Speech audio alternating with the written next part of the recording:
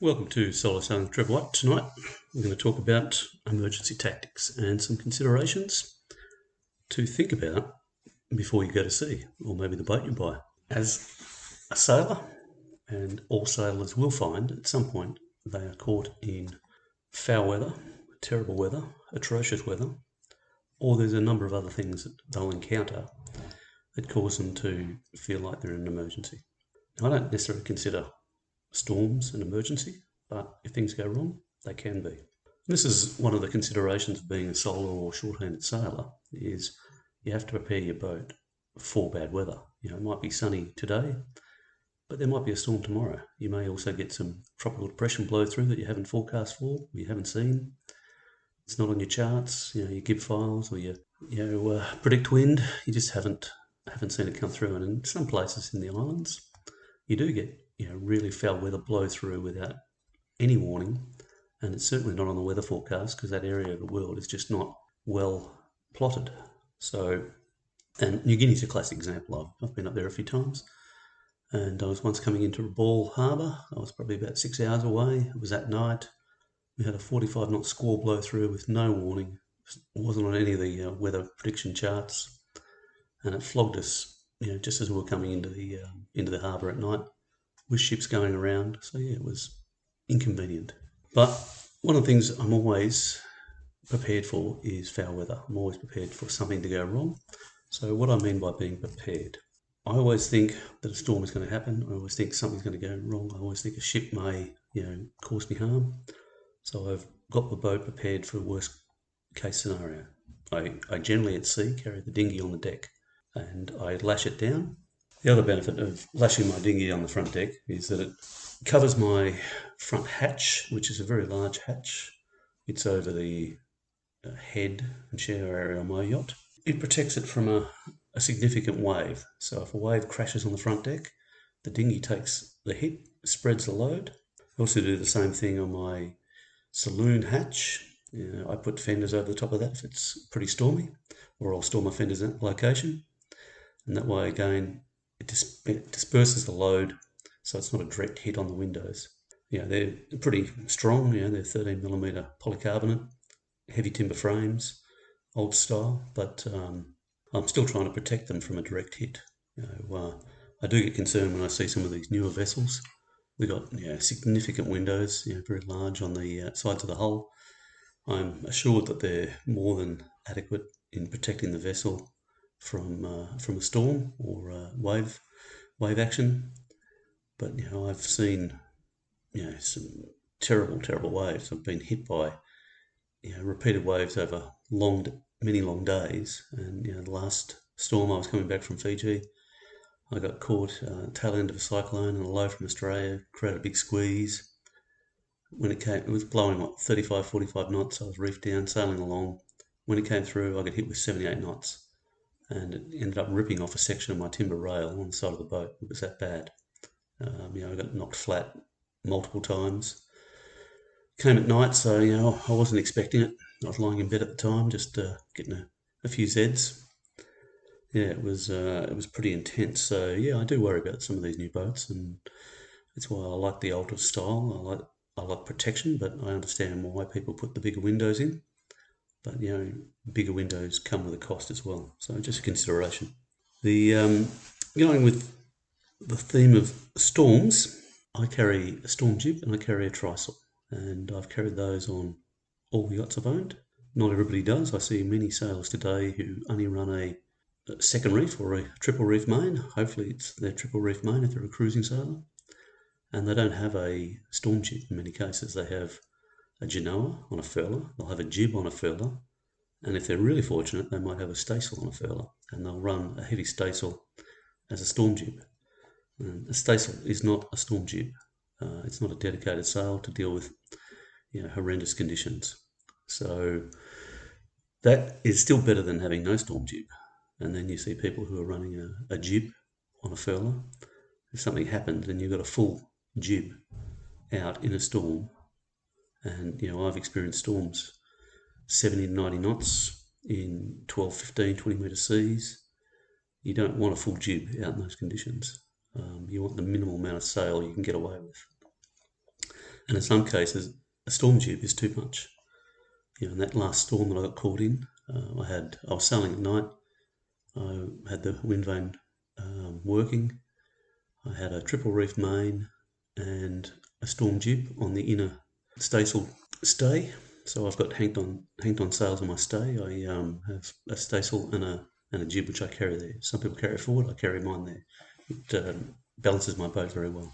So I was expecting 35 to 45 knots for a couple of days. I'm sailing along, and then I get hit with, as I said, 78 knots, and it was a significant blow that came through, and it lasted all night and all the next day. It upended the boat. I had drawers out, I had things out, I had broken glasses, I had every possible scenario, and I'm used to dealing with this. I mean, I was fortunate I had the boards all in, nice and tight. The boat was watertight, and the waves crashing across the boat didn't get into the boat. It made life downstairs pretty unbearable for a few hours until I managed to clean it all up. And I couldn't really go outside because I just had so much wave action against the boat. It was just dangerous. Eventually I got out. I got the rest of the main down, or eased it out, got it down, and then I ended up hoving to. So that was how I dealt with it, and it lasted for another 2 days. Significant waves, significant winds, and it was very, very intense. And if you don't have a storm jib and then you've just got a normal sail, you can do a lot of damage to those sails, or you can have too much sail up. I ended up putting on my trysail once the wind had eased off, and I wanted to sail again, so I was back in about 45 knots. I thought I'd continue sailing. Got the trysail up, and I carried that for a couple of days until conditions improved enough where I could put the main back up. I remember sailing from Portland in Victoria down to Tasmania. I was trying to get down the west coast. Weather didn't look too bad. There was a bit of a blow coming, but we thought we'd get into King Island. Probably about 2 hours from King Island, we got hit with a decent blow. It was like 45 knots. We tried to get it up to Curry. Couldn't. We just kept getting pushed away from the island. In the end, we had 65 knots come through, and I decided to run south towards Hunter Island and hide in behind Hunter Island. So at that situation, I had a trysail and a storm jib. I dropped the trysail. I was overpowered. I was just going too fast. I was doing about 10, 12 knots. So I ended up dropping the jib and running bare poles. So, bare poles, I was still doing 6.5, 7 knots in a 12-ton boat that wasn't designed to go terribly fast. Like 10 knots is about my top boat speed when I'm sailing. So, it's a good tactic in some situations. So I tend to use, heavier sailing boat tactics for my boat, which is, have the appropriate storm sails to deal with the situation. So that's a trysail and a storm jib.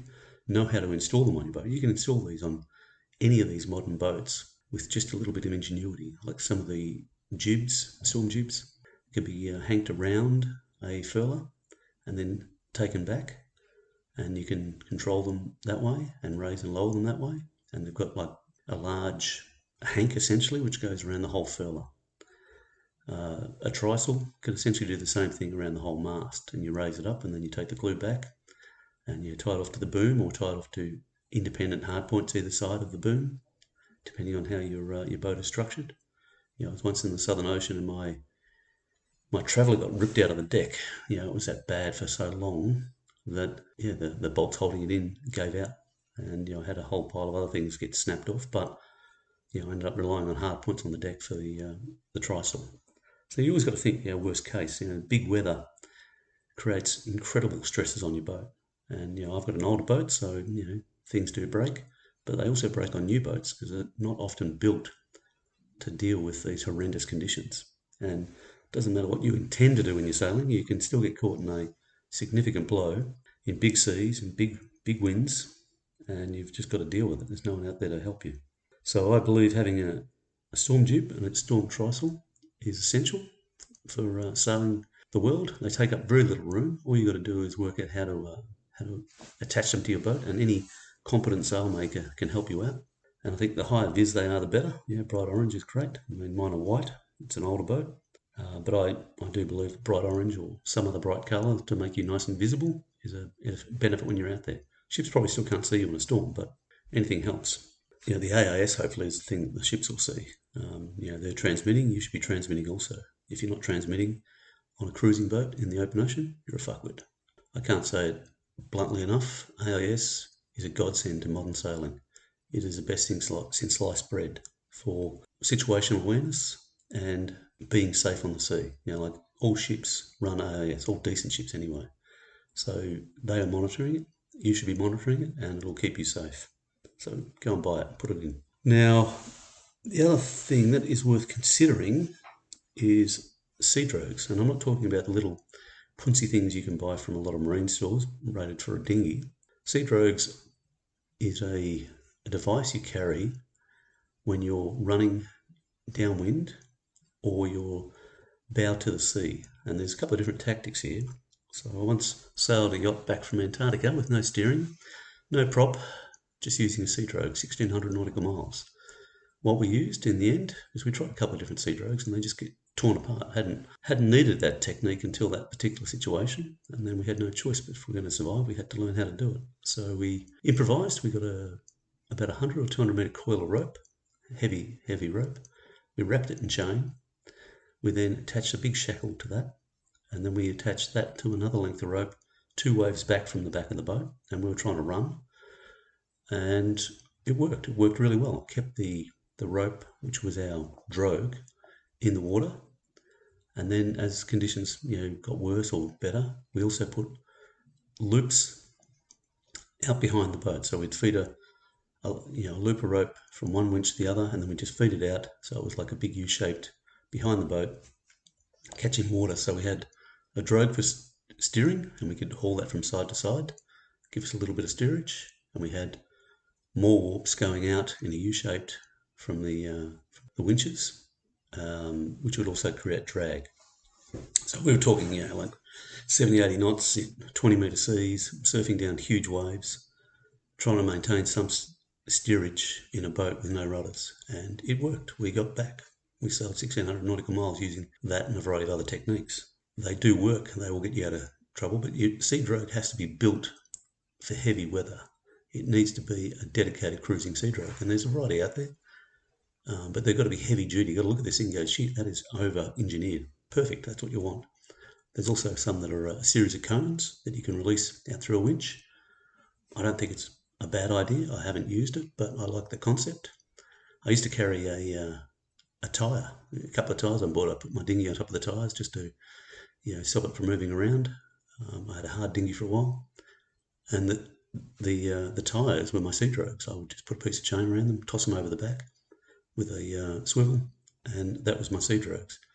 I stopped carrying the tyres because they looked a bit unsightly on the deck, but they also work in places like Papua New Guinea when you're up against dirty old timber wharves, and you don't want to use your good fenders because they're just going to get torn in half. So car tyres can sometimes prove quite handy in those places. Now the other one is a bow arm drogue. Now if you're in a horrendous storm and you can't sail, your boat's just not dealing with it, you can't hove to because you've got a modern boat which doesn't like to hove to, or in a small boat.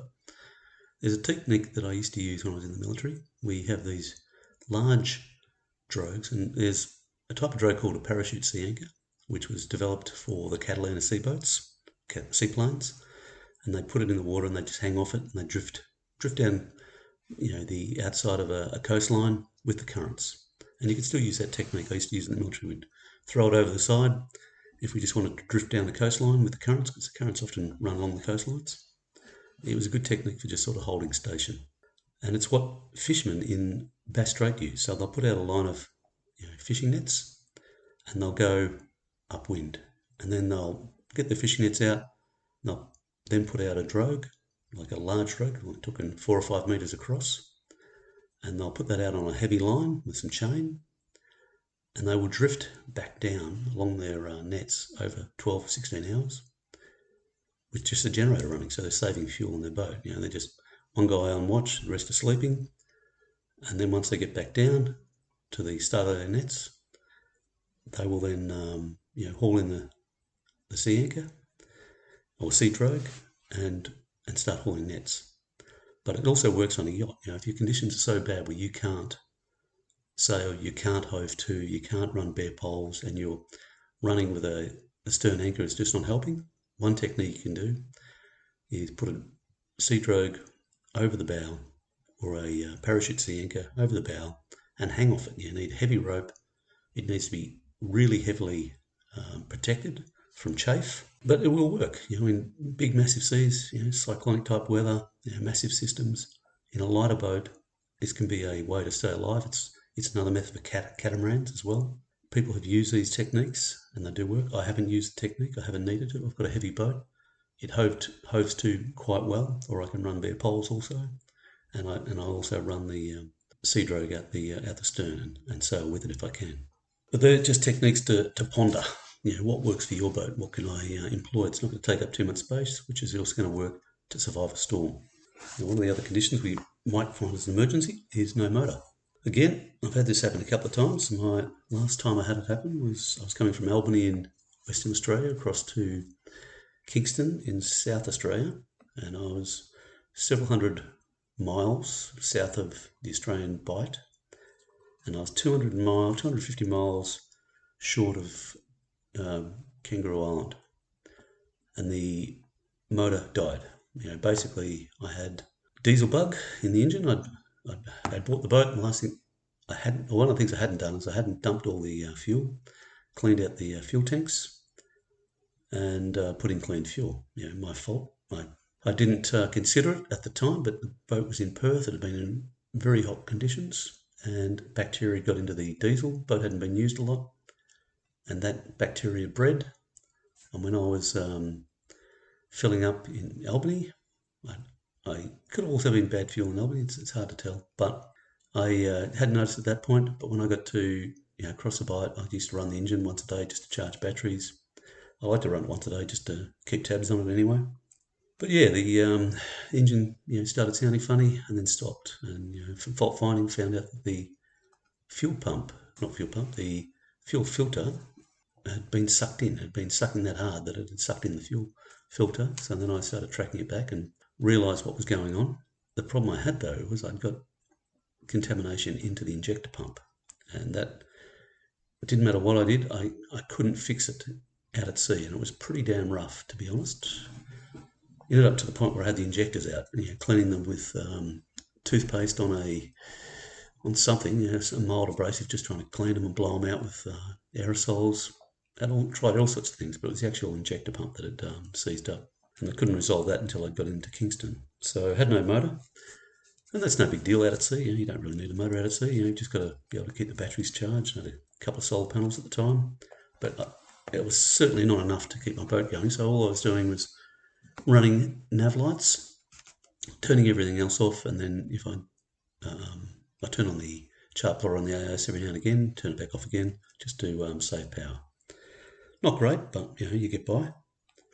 And then when I came into Kingston, I was running down the back passage there between Australia and Kangaroo Island, and we were doing a fantastic sail, belting along at 10 knots, beautiful reach, everything was going perfect. Thought we are going to get into Kingston, sail all the way in, drop the pick, get this motor sorted, and the wind died. It was completely glassed out. I've never seen that place glassed out. It was completely glassed out, and then I drifted for 2 days up and down the back passage. About, in the end, 500 metres from land and the rocks. So I'm working out what to do, and one of the techniques is to tie a dinghy against the side of your boat, and with your little outboard, push your boat along. So once I got close enough into land, I was about 10 miles from where I wanted to go. I decided it was time. I put the dinghy over the side, and you tie it just aft of midships, and you put the engine in. I had a little 3.3 horsepower engine, got it going, and that pushed us along at 2.5, 3 knots in the right direction. Did that for about 7 miles, and it was fine. We had manoeuvrability, we had steerage from the yacht, we had propulsion from the dinghy, we had enough fuel to do this for probably 24 hours, and we got all the way into Kingston, or probably about a couple of miles short, and then wind came and we sailed the remainder in with just the dinghy on tow. It got us in there, it got us away from the rocks and the mud banks and all the other problems that we were going to encounter, and that got us out of trouble. So it's a technique to keep in the back of your head. It's also a technique that gives merit to having 2 outboards. If you've got a little outboard for like even a little electric, it's fine. But it's also good to have a bigger outboard for things like diving, excursions, and to push your boat if you lose your main engine. Just something to ponder. The next one I'll discuss is sinking. So when I was in Antarctica, we were taking on about 1,500 litres of water an hour. That's a lot of water coming into your boat, and it's quite concerning, to be honest. And we were running the pumps failed, then we were bucketing for hours. 10 men on buckets, moving a lot of water, trust me. You'll do anything to stay afloat. And copping in the life raft was a death sentence. To be honest, I think it's a death sentence in most storms. So I learned a lot about pumps, and I've thought about a lot about pumps ever since. So every time I get into a boat now, and I'm going to do an ocean passage, I dump water into the bilge, and I see if the pumps work. If the pumps don't work, I pull them apart and make them work. I do it on my boat every 3 months. I make sure my bilges are clean, obviously, and then I fill them with water, and I make sure the bilge pumps are all operating perfectly and get the water out. If you're not doing it, you should. There's too many boats that don't check their bilge pumps, and this boat that I was on in Antarctica had not long done the Sydney to Hobart, so they hadn't checked the bilge pumps. They had bilge pumps, but they hadn't checked them. They didn't work. There was a failure in the bilge manifold. And that nearly killed us. So in addition to your automatic bilge pumps, which you should have manual bilge pumps. So my boat has got 4 bilges. It's not a fantastic concept, but it's got 4 bilges. It's got a forward bilge, 2 bilges deep in the saloon area, and then a rear bilge. The forward and the rear one get most of the water coming into the boat and collect it, and they've both got automatic pumps. The others, I've got manual pumps where I can push it to the outer bilges. A lot of boats, all the water runs into the one bilge, like my previous yacht, and I love that concept. It's easier to manage. You know where it is. It all flows, hopefully downhill into the bilge, and then you can pump it out. But a lot of new boats are very shallow in the bilge. It doesn't take a lot of water to cause a problem. And I also see a lot of new boats have their batteries down in the bilge. Once you get water in your batteries, your bilge pump doesn't work. So that is a consideration for a lot of new boat owners. Where are their batteries? And if they're too low in the boat and you get water in, you've just lost your ability to pump out. So then you need your manual pumps. And when was the last time you checked your manual pumps? Trust me, it's something you should check. They should work. They should be big enough to move a lot of water. So a big whale gusher or something like that is essential. In addition to that, I carry 2 other pumps. I have a cheap Bunnings sludge pump. It's just something that you move mud and crap out of a gutter, and it plugs into 240. So I've got a generator and I've got an inverter. It does hook up to my batteries. My batteries are also above the bilge. They're about 2 feet above the bilge. So I can take 2 feet of water before I lose my batteries. And I will run that big bilge pump or sump pump. I can move it around the boat and dump it in a hole. And I've got 20 feet of hose on it, so I can just put the hose over the side. And that pushes a lot of water, a significant amount of water. And it'll take all the crap. It'll take paper and anything else that's in there and just chew it up and spit it over the side. I like that concept. I also have a 12-volt one as well, which I can move around. And then there's another consideration if you've got a lot of water in your boat, is to close your intake, undo the filter, and run a hose from that area into the bilge and just pump it overboard. And some people have that rigged as a system where they can transfer into the bilge and just pump from the bilge through the motor. It comes with pros and cons, but it is a consideration. I went with the bigger bilge pumps because they're dedicated and I can run them off my generator. And I can run them off my generator for at least 20 hours if I need to without blinking. So check your pumps, have enough of them, make sure they're big enough to move a shit ton of water, because trust me, when you've got 1,500 litres an hour coming in and it's freezing, you get very motivated to get that water out. Now, another consideration is losing your rig. I thankfully haven't lost my rig over the side. I've met a couple of people that have, or they've had problems with rig snapping. I knew a guy who, down near Macquarie Island lost the rig. It was with rod rigging, so solid stainless rigging, and it failed. And that's one of the things I worry about is stainless steel had a few shackles snap under load. Is it wear and tear? Is it vibration? Who knows? I mean, stainless does fail. It is a problem. I do daily checks on my boat. In the past, I've found parts of my rigging that have got hairline cracks in it because I'm looking intently at all the rigging as I move around. And every time I go head out to sea, I'm checking the rigging to make sure. I use a little drone up on the top of the mast, or I climb up there. So as a solo sail, the drone is fantastic for checking the top of the rigging. You get it in there, take a photo, blow it up, and just see what it is. If you can't get up there yourself, or you haven't got a mate to throw you up, or you don't want to Jumar up, then the drone is handy just to do a quick check. But it's good to get a rigger in as well, just to annually to have a good look over your boat. They've got eagle eyes; they're looking for these problems. But if you do lose a rig over the side, it's a significant challenge, to get it back. If you're in a glass boat, timber boat, a composite boat, losing your rig can end up in losing your boat. Like if a rig punches a hole through the side of your boat, then you've got real problems.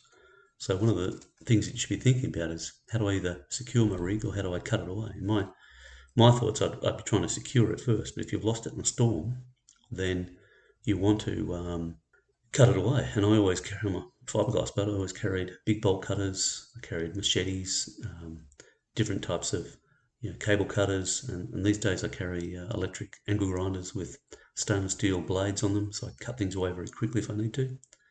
But I'm in an aluminium boat these days, so if I can, I'm going to secure my rig to the side of the boat and then slowly winch it up until it's up on the tow rail, and then I'm going to strap it on, and I'm trying to recover what I can. Sails are not cheap, furls are not cheap, booms are not cheap, hardware's not cheap, and I can salvage all those parts to sail to the next location. I can use my spinnaker pole and a boom to make an A-frame, potentially use my storm sails to drive the boat along. And that's how I think. I'm looking at the redundancy of what I can do with what I have. But I have an aluminium boat, it's harder to punch. So losing a rig is not a end of the world situation, it's just the start of a new adventure. Once you secure your rig, tie it alongside or cut it away, then you've got to work out how to sail to the next location or a new location. It's possible, it's plausible. All you've got to do is improvise. There's still the stump of the mast, if it's still there. There's the spinnaker poles, if you've got them available. There's the rig that you've salvaged. There's a boom off the rig. You can make an A-frame. You can improvise different numbers of sail combinations. You've got line on board. You can do a forestay, and you can put up your storm sails and can continue sailing. It won't be fast, it won't be graceful, but it'll stop the boat from rolling like a pig, and it'll get you to where you need to go. I think you need to consider as well, when something does go wrong, you lose your rig over the side, whatever you do not turn on your engine until you've secured everything and you've got all the lines back on side. So you don't want to foul your prop as well as lose your rig. Just a consideration. Some people have done it in the past, so it's just something to think about in that emergency situation. The other thing I think that too many newer boats don't really consider is redundancy in the rig. So if you snap a halyard, like a main halyard, how do you get the halyard up? Or how do you get the mainsail up again? Is it if it's a traditional slab reef style with a track, if it's furling, it's a different situation altogether. But there's people that do snap halyards and then they feel like they're lost. Whereas you've got a topping lift, you can use that. You've got a spinnaker halyard, you can run around the boat and at least get the main up to the third reef. Maybe you might not be able to get the full main up, but at least get some of the main up. And I think when you're designing a boat for cruising or modifying an existing boat, having redundancy in, like 2, 3, 4 spinnaker halyards, so that you can, if one snaps or there's a problem or you lose it and it's wrapped around up on the mast somewhere, you've got another one.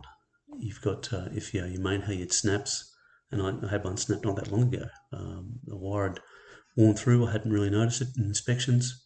It snapped, and then I just used a topping lift to get to the next location until I had to climb the mast and put a new halyard in. These things do happen.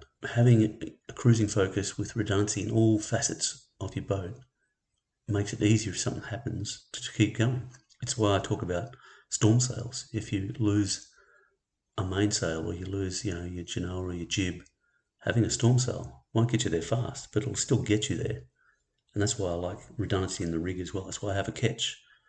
If I lose my main, hopefully I've still got my mizzen. I can still sail with the mizzen and a foresail, rig foresail off the mizzen. That's why my mizzen and my main are not connected. They're separate complete separate entities on the boat. And so I have lots of halyards on both sails, so I can rig multiple spinnakers, multiple sail configurations. It just gives me peace of mind. It's how I think. One of the other problems people do is, losing a rudder, which I've lost too. It's not the end of the world. It's certainly very inconvenient, but in some cases people carry an emergency rudder setup.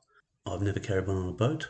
I normally carry a rudder or emergency tiller if I break a linkage in the steering or lose a cable or one of those things. I've had the sheaves of the cable wear out, so I've lost the steering and I've had to revert to the emergency tiller. That is a pain in the ass. Steering a boat with emergency tiller is a pain in the ass. Your autopilot doesn't work unless your autopilot's connected to the quadrant, and if that was your problem, then you're in a difficult situation. On my boat, I have emergency tiller, and I have a tiller pilot, which I connect to my wind vane, which I can connect to my emergency tiller, and then I can run the lines from my wind vane to my emergency tiller, so I've still got some form of self-steerage if I need to. So that's just a consideration to think about. How are you going to steer this boat? Have you even checked it? Do you know where it is? I know exactly where mine is. It's where all my emergency tools are. My bolt cutters and my cable cutters and my emergency tiller are all in the same spot. It's the same place I keep my grab bag and my EPIRB and all my emergency gear. It's one-stop shop. Those are the things you should pull out occasionally and just give them a once-over, make sure they fit, and make sure you can steer a boat if you need to. It's a good exercise anyway to look at these things. The consideration also is when you're setting up a cruising boat, and if you haven't already got a wind vane, is to consider a wind vane that has got an emergency rudder in it. So you can lock your normal rudder in a neutral position or give it a little bit of windage, or trim rather, and that will steer a course using just the rudder on the wind vane. So that can also act as an emergency rudder in case some rogue orca comes through and decides to chow down on your rudder, which seems to be happening around Portugal these days.